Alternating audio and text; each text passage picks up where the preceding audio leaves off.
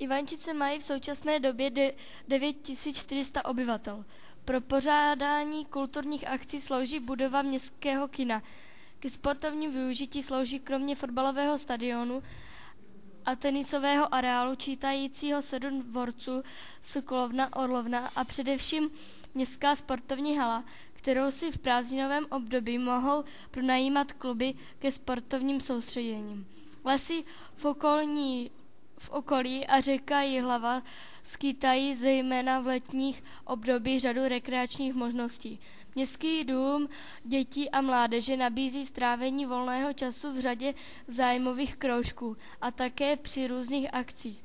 Městský úřad má vlastní televizní studio, které vysílá kabelem kromě informací a reklamy i pravidelná zpravodajství a živé diskuzní pořady. V centru Ivančic na Palackého náměstí 9 v budově bývalé radnice z 16. století najdete nejen kulturní a informační centrum Ivančice, ale také nádherné výstavní prostory s expozicemi 2 slavných ivančických rodáků. Světoznámého malíře Alfonse Muchy a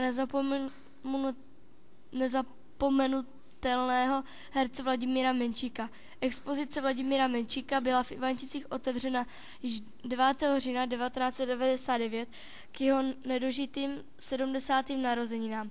V prostorách nově opravené historické budovy staré radnice byla zpřístupněna 28. června 2003.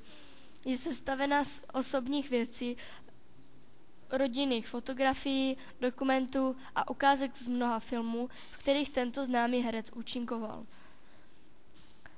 Expozice Alfonse Muchy byla slavnostně otevřena 24. července 2003 v den 143. výročí umělcova narození.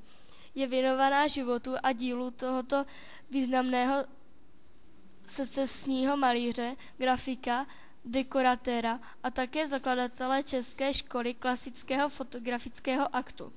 Kulturní a informační centrum Ivančice pořádá během roku řadu kulturních akcí, z nichž pevné místo v kalendáři mají slavnosti křtu, svatojakubská pouť a svatováclavské trhy.